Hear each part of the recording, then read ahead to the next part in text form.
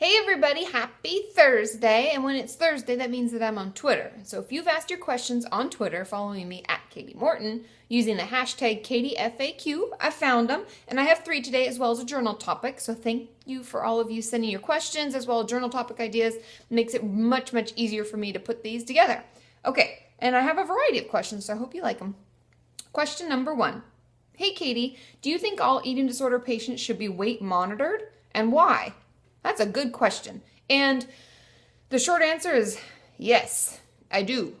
Because I find, and you can correct me if I'm wrong, but I find my patients don't always tell me the absolute truth.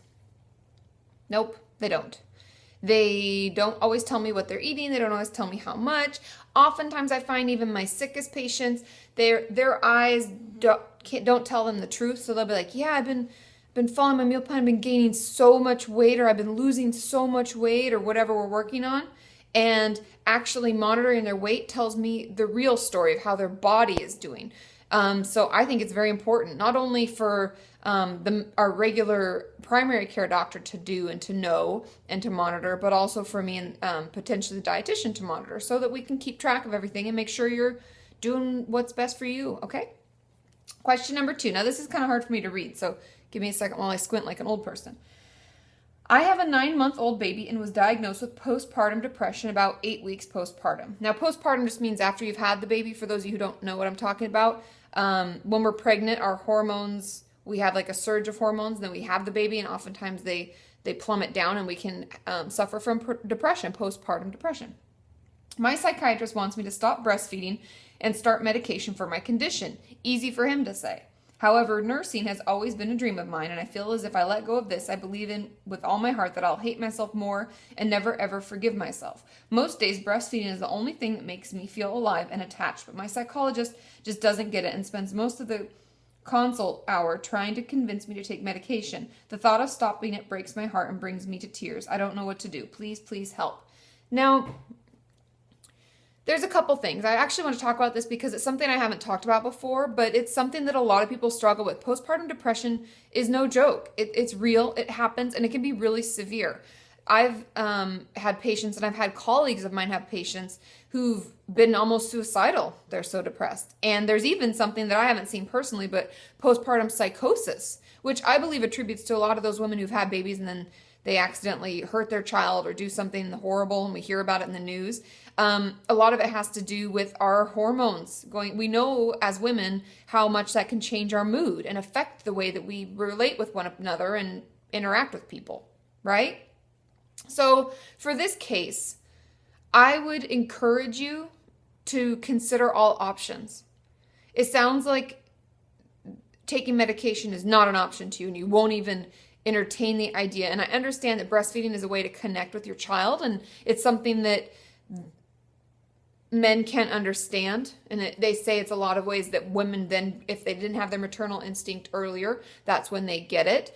But we have to think of the overall life of you and your child, and the overall benefit of you being happy and healthy could be. I want you to weigh all your options. I want you to honestly consider, because there are a few things we want to take into consideration. If we're worried a lot about our child, we want to make sure that we can be there for them mentally, physically.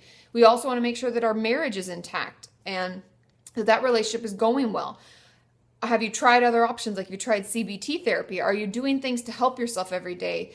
Do you set yourself up with little challenges, like today I'll get out of bed and I'll shower, or today I will call one friend, or I'll do something. I know it's really hard to reach out, but if we're trying to think of other options other than medication, then that would be what I would go to. We're going to have to challenge ourselves in other ways, because I'm assuming what your psychologist or psychiatrist is trying to tell you is that other things haven't been working or are really difficult for you to do, and they worry about the health of you and your baby, because you have to eat properly, have to take really good care of yourself, because your breast milk is what you eat and what you do for yourself. And so we want to make sure we're giving the best to our baby. And so there's a lot of things to consider. So I want you just to take some time, maybe write some notes, think about how well you feel you're taking care of yourself and your child, what other options you think there are. Are there things that you could do that would be more helpful and supportive? There are also groups at hospitals.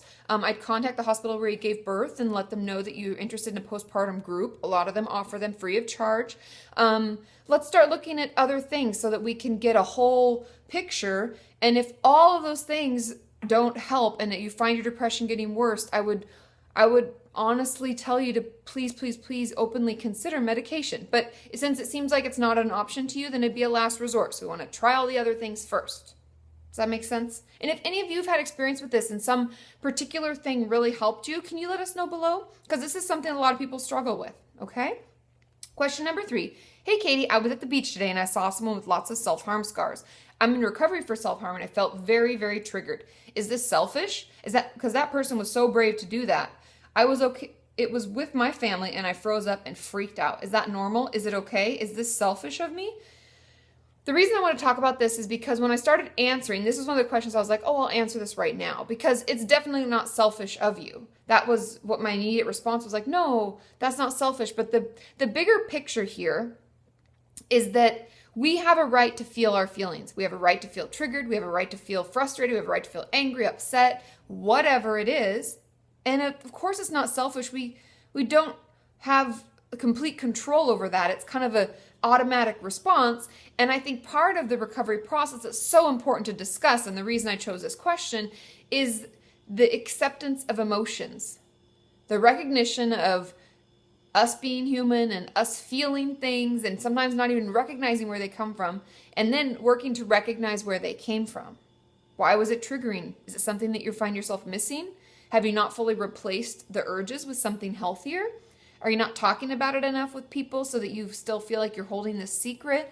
What is it? I think it's very important for us to acknowledge sometimes we yell at ourselves. We tell ourselves it's wrong, shameful, embarrassing, and terrible to feel certain emotions. Like they're not okay.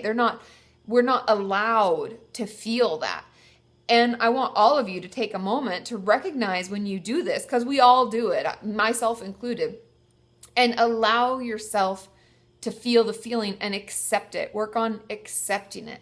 Like that song I talked about a long time ago, it's like something in Vino. It's called Am I Wrong? It was one of my journal topics. And part of the lyrics, he says, am I wrong to feel this way? You know, but that's just how I feel. Like that's the explanation. It's like, you think I'm wrong, but that's just how I feel. And sometimes just saying that to ourselves, like, no, but that's just how I feel. That's how it feels to me. And that's okay. It can be so empowering, and it can be take us to a greater level in our recovery. So we don't feel like we're just hanging on. We feel like we've overcome it, kind of like we're in control. And I just think it can be really empowering. So I hope that helps. I hope that makes sense. But it's definitely not selfish. You have every right to feel the way you feel. I'm really proud of that person too. And I'm glad that you're in recovery. And maybe that could be you someday. Who knows, right? Okay, journal topic of the day. Now, this is a quote that came from one of my followers. I didn't write down her name. Oftentimes, I don't know if you want me to share it, so I don't always put the names on there. But it's a quote from a Hillary Duff song, and it says, "Love the life I live, and I will live the life I love." From her new song, Chasing the Sun, which is amazing. She says, I like this because it made me think of what I love in my life and what I'm doing to make it even better. So I would encourage you all, as the weekend approaches, to take some time and sit down and think about all the things you love in your life and the steps you're taking or that you've taken today to help make tomorrow even better. It can just help remind us of all the wonderful things we're doing in our lives and how we're making it better for ourselves, how strong we are. Okay, I love you all. I'll see you tomorrow because it's Friday, and I'll be on Facebook, so ask your questions there. Bye.